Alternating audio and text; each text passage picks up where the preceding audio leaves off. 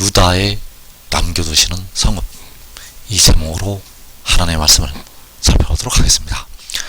요한계시록 6장에서는 4분의 1이 죽임을 당하는 환란이 일어나게 되고, 그때 이 유다는 거의 다 이방 나라에게 삼켜지게 됩니다. 그 환란에서 하나님께서 한 성읍을 남겨두시게 됩니다. 그래서 유다에 남겨두시는 성읍, 이 제목으로 하나님의 말씀을 살펴보도록 하겠습니다.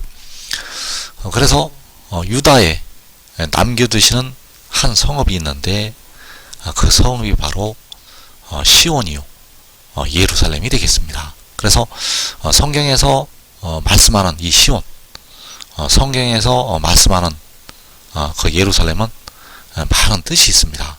그래서 특별히 마지막 때 이 시온이, 이 예루살렘이 어떤 뜻을 가지고 있는가. 먼저 장소를 가리켜서 어떠한 지역을 가리켜서 시온이라고 표현을 하는 말씀이 있고, 그리고 백성들을 향해서 바로 사람들을 향해서 시온이라고 부르시는, 그 호칭을 하시는 부분이 있습니다. 그래서 먼저 장소라고 말씀을 하실 때 그 시온은 바로 한 성읍을 가리켜서 말씀을 하시고 있습니다. 그래서 여기서 말씀한 한 성읍은 마지막 날 시험의 때를 면하는 하나님의 성이 되겠습니다. 이 시온은 마지막 날에 환란을 면하는 하나님의 성. 그래서 천국은 마치 밭에 갖다 심은 겨자씨 하늘 같다고 할 때, 그 겨자씨 하늘 같이 작은 성읍이 되겠습니다. 그리고 광야, 자, 이 광야는 이제 주님께서 공중에 강림하신 후에 아주 넓은 땅이 바로 광야가 되겠고, 바로 물이 솟아나는 그 광야가 된다는 사실입니다. 그 광야가 역시 시온이요 예루살렘이 되겠습니다. 그리고 백성들이 영원히 살게 될 하나님의 집, 그 집이 바로 하늘의 장막이 되겠는데, 그 장막 역시 시온이요 예루살렘이 되겠습니다. 그래서 이 한 성읍과 이 광야는 바로 이 해돋는 데에서 만들어지게 됩니다. 이 해돋는 데 바로 우리 한국 땅에서, 이 한국 땅에 바로 이 한 성읍이 있게 되고, 이 해돋는 데에 이 광야가 있게 됩니다. 그리고 이 장막은 하늘에 하나님께서 창조를 하시게 됩니다. 그리고 백성을 가리켜서 시온이요 예루살렘이라고 또 말씀을 하셨습니다. 그래서 시온이 남자를 낳았다고, 시온이 남아를 낳았다고 이사 66장에서 말씀을 하고 있는데, 그 한 여인이 역시 시온이 되겠습니다. 그래서 이 시온은 계시록 12장에서 해로 옷을 입은 그 여인, 그 여인이 시온이 되겠고, 그리고 백성들을 향해서 시온이라고 칭하시고 있습니다.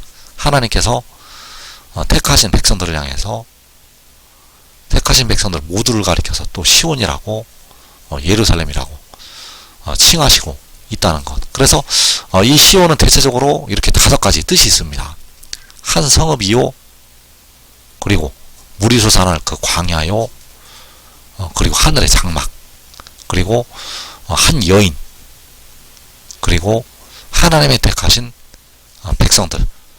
자, 이 대상들을 향해서 하나님께서는 시온이라고 예루살렘이라고 칭하시고 있다는 사실입니다. 그래서 시온의 그 여러가지 뜻이 있는데, 특히 마지막 날 하나님께서 환란 날에 피난처를 주시게 됩니다. 환란 날에 피난처가 있게 되는데, 그 피난처가 역시 시온이요 예루살렘이 되겠습니다. 그래서 한 성읍을 말씀을 하시고 있는데, 은밀하게 이사야 선지자를 통해서 이 한 성읍을 말씀을 하셨습니다. 그래서 과거에 그 육신의 이스라엘의 성읍을 가리켜서 말씀을 하셨는데, 이 성읍이 바로 마지막 날 그림자로서 예표를 하고 있다는 사실입니다. 여기서 말씀하는 한 성읍이 마지막 날의 그림자로서 말씀을 하셨다는 사실입니다.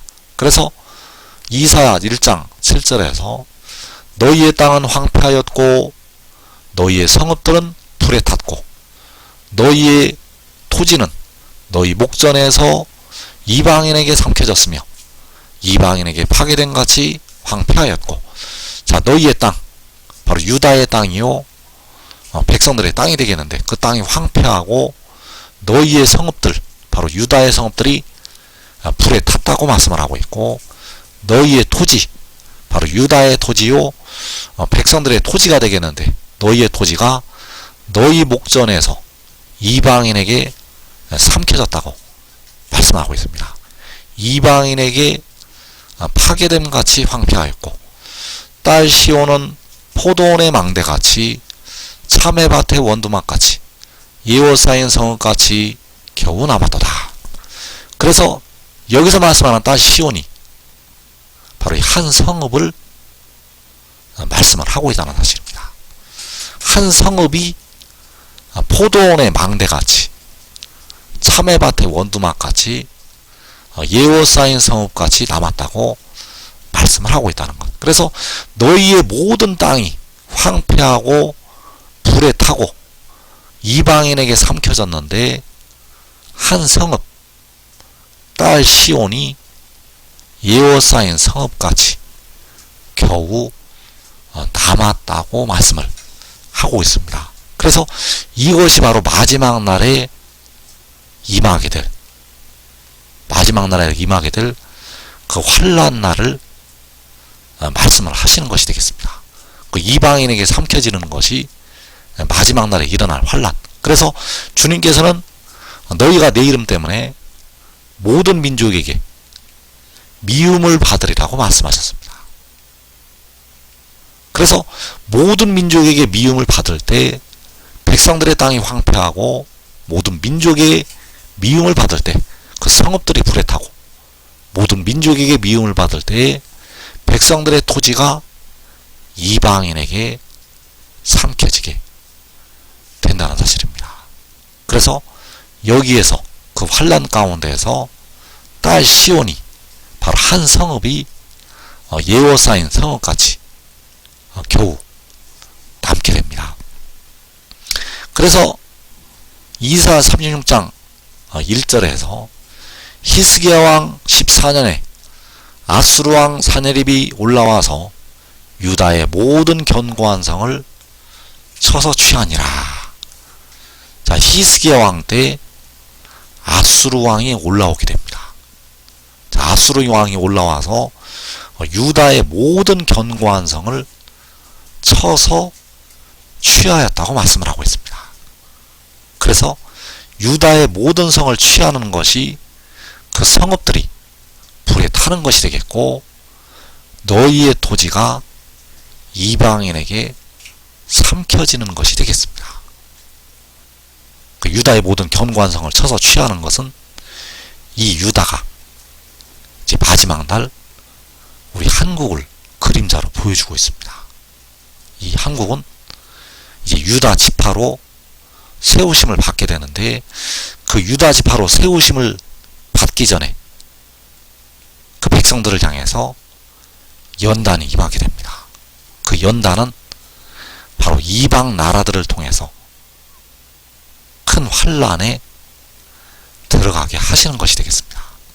그래서 아수르가 올라온다는 것은 이방인들이 올라온다는 것이 되겠고, 그 이방인들이 올라와서 유다의 모든 견고한 성을, 그 모든 성읍을 쳐서 취하게 된다는 사실입니다. 그래서 한 성읍이 남게 되는데 그 한 성읍이 딸 시온이요 예루살렘이 된다는 사실입니다. 그 한 성읍이 딸 시온이요 예루살렘. 그래서 딸 시온은 포도원의 망대같이 참외밭의 원두막같이 예워싸인 성읍같이 겨우 남았도다. 그래서 여기서 말씀하는 딸 시온은 예워싸인 성읍, 딸 시온은 바로 예워싸인 성읍이 되겠습니다. 그래서 그 예워싸인 성읍, 왜 예워싸이게 되는가? 무엇에 의해서 그 딸 시온이, 그 성읍이 예워싸이게 되는가? 바로 이방의 군대에게 예워싸이게 됩니다.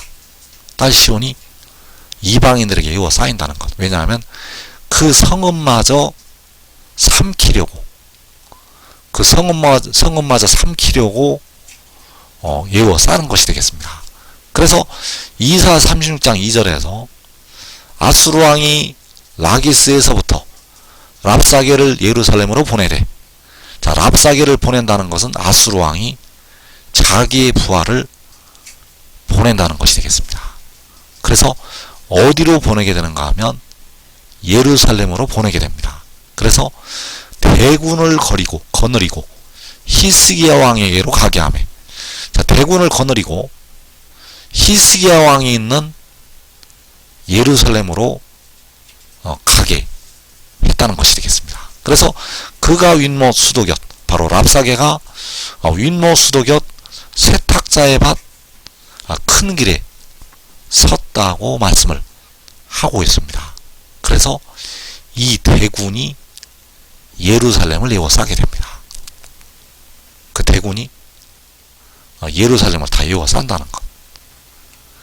그래서 유다의 모든 견고한 성은 이방인들에게 삼켜지게 되었고, 딸 시온 이 예루살렘은 대군들에게, 바로 이방의 군대에게 예워싸이게 되었다는 사실입니다. 그래서 유다의 모든 성은 이방인들에게 삼켜지게 되었고, 그리고 이 딸 시온 예루살렘만 예워싸인 성읍같이 겨우 남았다고 말씀을 하는 것이 되겠습니다. 그래서 이 일이 마지막 날에 우리 한국에 그대로 임하게 됩니다. 우리 유다 한국에 그대로 임한다는 것. 그래서 우리 유다에서 하나님께서 한 성읍을 남겨두시게 됩니다. 그래서 시험의 때를 면하는 백성들은 바로 이 한 성읍 안에 생존한 자들이 되겠습니다. 시험의 때를 면하는 백성들은 이 한 성읍 안에서 생존한 자들, 그들이 시험의 때를 면하게 된다는 사실입니다. 그래서 너희의 토지는, 그 유다의 토지는 너희 목전에서 이방인에게 삼켜졌으며 이방인에게 파괴됨 같이 황폐하였고, 자, 이 일이 계시록 6장의 환란을 말씀을 하고 있습니다. 그 이방인에게 삼켜지는 것이 계시록 6장의 환란. 그래서 그들이 땅 4분의 1의 권세를 얻어 검과 흉년과 사망과 땅의 짐승들로서 죽이더라. 자, 이방인들이 일어나서 악의 영들의 역사를 따라 땅 4분의 1을 죽이게 됩니다. 땅 4분의 1을 죽인다는 것. 그래서 이 땅의 현재 인구가 70억이라면 17억 5천이 이때 다 죽게 됩니다. 현재 인구가 70억이라면 17억 5천이 이때 죽음으로 들어간다는 것. 그래서 이 수에 우리 한국이 들어가게 됩니다. 그리고 예수 믿는 많은 백성도 이 17억 5천의 숫자에 들어가게 됩니다. 그래서 그 중에서 깨어 기도한 예수 믿는 백성들, 그 영혼을 얻어서 다섯째 인에서 그 죽임당한 영혼들이 하나님께 부르짖고 있습니다. 자, 무엇을 부르짖고 있는가? 땅에 거하는 자들을 심판하여 달라고 부르짖고 있습니다. 그 땅에 거하는 자들이 이방인들이 되겠습니다. 땅에 땅에 거하는 자들이 바로 이방인들. 너희가 내 이름 때문에 모든 민족에게 미움을 받으리라고 말씀하는 그 모든 민족. 그래서 그 이방인들이, 그 모든 민족이 이 땅에 거하는 자들이 땅 4분의 1을 죽이게 된다는 사실입니다. 그래서 그때가 누가복음 21장 24절에서 모든 이방에 사로잡혀 가겠고 예루살렘은 이방인의 때가 차기까지 이방인들에게 밟히리라. 자, 모든 이방에 사로잡혀 간다고 말씀을 하고 있고 이방인의 때가 차기까지 이방인들에게 밟힐 것이라고 주님께서 누가복음 21장 24절에서 말씀하셨습니다. 그래서 여기서 말씀하는 예루살렘은 이 땅에 택하신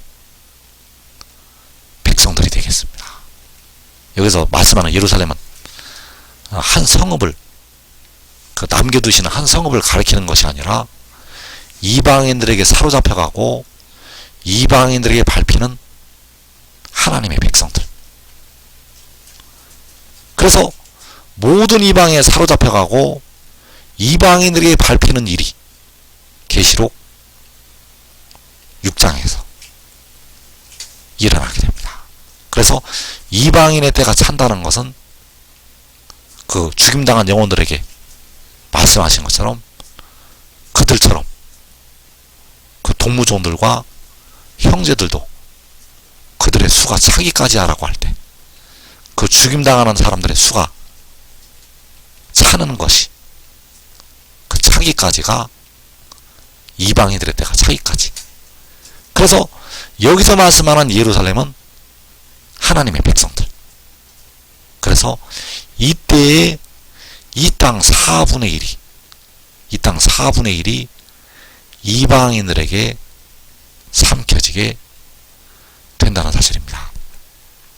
그래서 그 환란에서, 그 유다에서, 바로 우리 한국에서 한 성읍이 남게 됩니다. 그 한 성읍이 바로 이 딸 시온이 되겠습니다. 딸 시온은 예어사인 성읍같이 겨우 남아도다. 그래서 예루살렘은 이방인의 때가 차기까지 이방인들에게 밟힌다고 말씀하셨고 딸 시온은 예어사인 성읍까지 겨우 남았다고 말씀하셨는데 여기에서 예루살렘은 백성들을 가리키고 있고 여기에서 딸 시온은 예어사인 한 성읍을 가리키고 있습니다. 다른 뜻이 된다는 사실. 누가복음 21장에서 예루살렘은 택하신 백성들, 이사 1장에서 예어사인 성읍은 한 성읍, 다른 뜻이 된다는 사실입니다. 그래서 딸 시온은 예어사인 성읍까지 겨우 남게 되는데 그 예어사인 성읍 안에서 시험의 때를 면하는 백성들이 있습니다. 그래서 그들은 그때에 생명수를 먼저 마시게 됩니다. 그때 생명수를 먼저 마신다는 것, 이들이 바로 의의 나무들과 그의 가족들이 되겠는데 지혜로부터 환난날 생명수가 의의 나무들에게 공급이 됩니다. 의의 나무들과 그의 가족들에게. 그래서 계시록 6장 6절에서 한 데나리온의 밀 한 대요 한 데나리온의 보리 석대로다. 또 감람류와 포도주는 해치지 말라 하더라. 이 감람류와 포도주가 바로 7눈을 가리켜서 말씀을 하고 있습니다. 그래서 7눈이 임한 백성들은 이 환란에서 해함을 받지를 않습니다. 이 감람류와 포도주는 7눈이요 마지막 날 주시는 생명수. 그래서 이 생명수는 골수가 가득한 기름진 것이요 오래 저장했던 맑은 포도주가 된다는 사실입니다. 이사 25장에서 오래 저장했던 포도주, 골수가 가득한 기름진 것, 바로 감람류와 포도주가 되겠는데, 이 기름진 것이 지혜를 통해서 의의 나무들에게 공급이 된다는 것. 그래서 그들은 해함을 받지를 않습니다. 계시록 6장의 환란에서 우리 한국 백성들은 다 이방인에게 삼켜지게 되는데, 그들은 해함을 받지 않는다는 것. 그래서 이사 1장 9절에서 만군의 여호와께서 우리를 위하여 생존자를 조금 남겨두지 아니하셨다면 우리가 소돔 같고 고모라 같았으리로다. 자, 만군의 여호와께서 우리를 위해서 생존자를 조금 남겨두실 것이라고 말씀하셨습니다. 그래서 그 생존자들이 그 예워싸인 성읍 안에서 이 감람류와 포도주를 마시게 됩니다. 그 예워싸인 성읍 안에서 생명수를 마신다는 것. 그래서 이 조금 남겨두시는 생존자들이 의의 나무들과 그의 가족들. 그래서 그 예워싸인 성읍 안에 지혜와 지혜를 따랐던 의의 나무들이, 또 그의 가족들이 생존하여 남게 된다는 사실입니다. 그래서 이사 1장 9절에서 만군의 여호와께서 우리를 위하여 생존자를 조금 남겨두지 아니하셨다면 우리가 소돔 같고 고모라 같았으리로다. 자, 우리를 위해서 생존자를 조금 남겨두시게 됩니다. 그래서 이사 36장 7절에서 히스기야 왕은 그 백성들에게 너희는 이 제단 앞에서만 예배하라고 명령을 내리게 됩니다.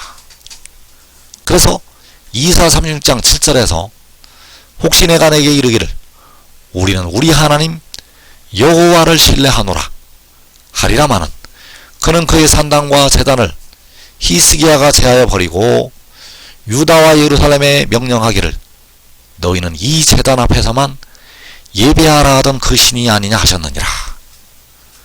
자, 여기에서 히스기야 왕이 너희는 이 제단 앞에서만 예배하라고 명령을 내리게 됩니다. 그래서 이 제단 앞에서만 예배하라는 것은 그룹 사이에 좌정하신 만군의 여호와께만 예배하라고 말씀을 하는 것이 되겠습니다. 이 제단 앞에서만 예배하라는 것은 오직 우리 하나님 여호와께만 예배를 하라는 것. 오직 우리 하나님 여호와를 신뢰하고 그 제단 앞에서만 예배하라고 히스기야가 말씀을 하는 것이 되겠습니다. 그래서 이어지는 15절에서 히스기야가 너희에게 여호와를 신뢰하게 하려는 것을 따르지 말라. 그가 말하기를 여호와께서 반드시 우리를 건지시리니 이 성이 아수르 왕의 손에 넘어가지 아니하리라. 자, 여호와께서 반드시 우리를 건지신다고 히스기야가 말씀을 하고 있고, 이 성이 아수르 왕의 손에 넘어가지 않는다고 말씀을 하고 있습니다. 그래서 이 말씀이 마지막 날 시편 46편에 그 하나님의 성이 사탄의 손에 넘어가지 않을 것을, 바로 이방인들의 손에 넘어가지 않을 것을 말씀을 하신 것이 되겠습니다. 그래서 백성들이 여호와를 신뢰하려는 것, 여호와를 신뢰하는 방법을 알아야 됩니다. 백성들이 여호와를 신뢰하는 법을 알아야 된다는 것.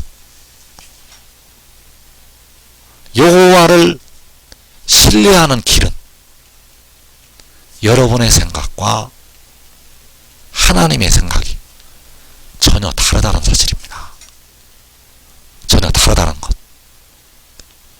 땅에 살고 있는 백성들의 생각과 하나님의 생각은 전혀 다르다는 사실입니다. 그래서 우리가 여호와를 신뢰함으로 이 땅에 큰 환난을 면할 수가 있습니다. 우리가 여호와를 경외함으로 말미암아 이 땅에 4분의 1이 죽는 그 시험의 때를 면할 수가 있다는 것. 그래서 여호와께서 반드시 우리를 건지시리니 이 성이 아수르 왕의 손에 넘어가지 아니하리라. 그래서 잠언 19장 23절에서 여호와를 경외하는 것은 사람으로 생명에 이르게 하는 것이라. 경외하는 자는 족하게 지내고 재앙을 당하지 아니하느니라. 자, 여호와를 경외하는 자는 재앙을 당하지 않을 것을 말씀하고 있습니다. 여호와를 경외하는 자는 재앙을 당하지 않는다는 것. 그래서 여호와를 경외하는 길을 우리가 알아야 되는데, 잠언 1장 32절에서 어리석은 자의 퇴보는 자기를 죽이며 미련한 자의 안일은 자기를 멸망시키려니와 오직 내 말을 듣는 자는 평안히 살며 재앙의 두려움이 없이 안전하리라. 자, 오직 내 말을 듣는 자. 자, 내 말을 듣는 자는 재앙의 두려움이 없이 안전하리라고 말씀을 하고 있고, 여호와를 경외하는 자는 재앙을 당하지 않는다고 말씀을 하고 있습니다. 그래서 여호와를 경외하는 것이 오직 내 말을 듣는 것이 된다는 사실입니다. 여호와를 경외하는 것은 내 말을 듣는 자. 그래서 내 말인 무엇인가? 바로 지혜의 말이 되겠고, 독생자의 말이 되겠고, 아들의 말이 되겠습니다.